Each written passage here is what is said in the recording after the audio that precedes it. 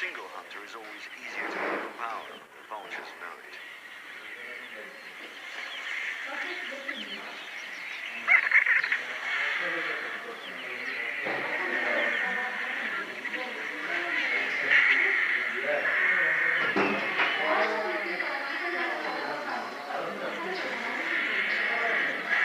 The mother cheetah's valiant attempts are futile. She can't keep so many.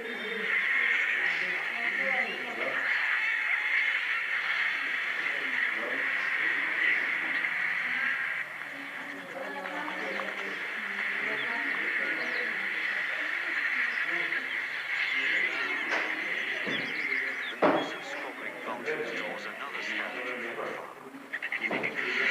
His strength and crushing jaws easily scatters the feathered throng.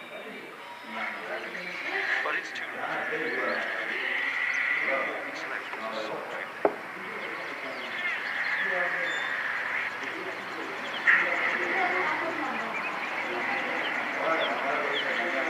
To keep her cubs alive, female cheetah must hunt and hunt again to compensate for repeated losses.